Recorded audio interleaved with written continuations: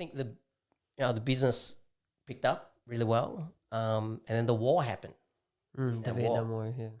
And we know that the communists won that war, and when they did, they possessed everything. They basically possessed your land, they possessed your house, they possessed your business.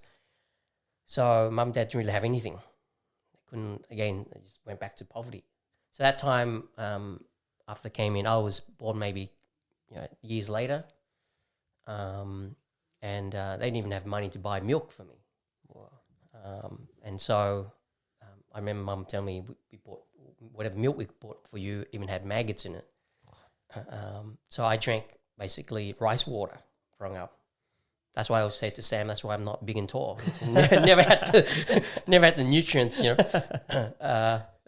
So anyway, so cut it short there, and eventually they had to make a decision to leave.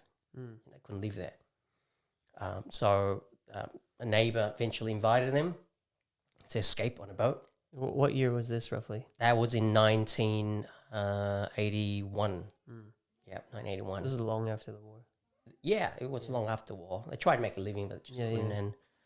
And so they escaped on a boat that had was 9 meters long by 1.5 meters wide. 20 people escaping, and they couldn't be on top of the deck. They had to be underneath the deck because they didn't want to be caught. They were hiding. They were hiding, inside the boat. And so they had two people, the driver and whoever they're with, pretending to be on fishing. They're fishermen. So they go out to sea. And Dad telling me, recall the story. I was only 2.5. So Dad telling me, recall the story, and he said that they were just waiting for the Coast Guards to leave because you couldn't just get out.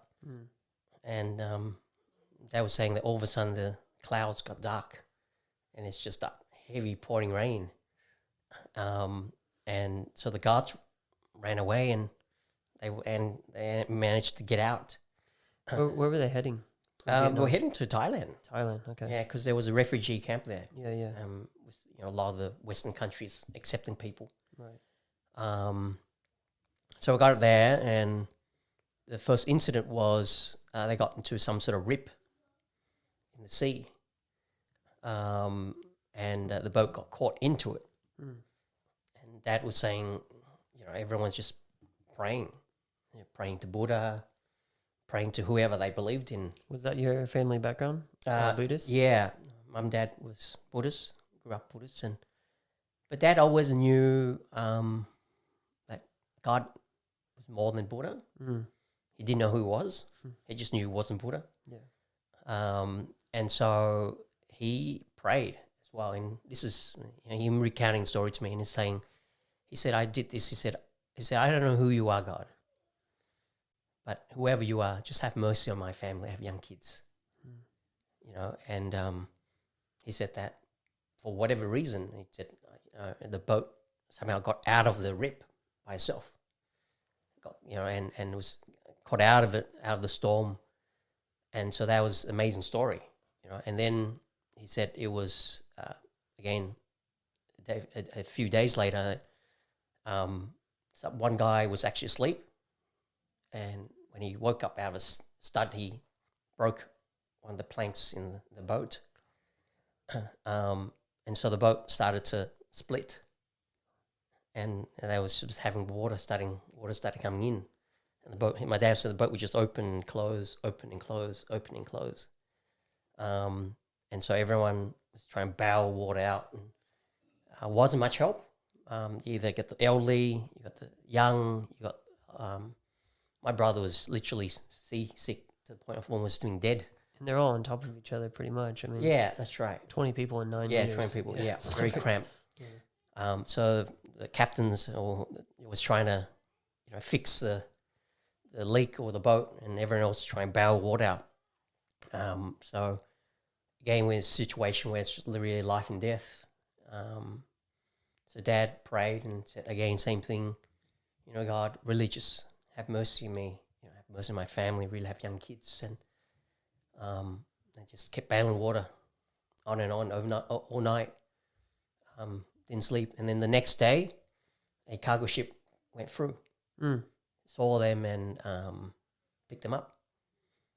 And so everybody got off the boat, and Dad was last to get off, and they got up there.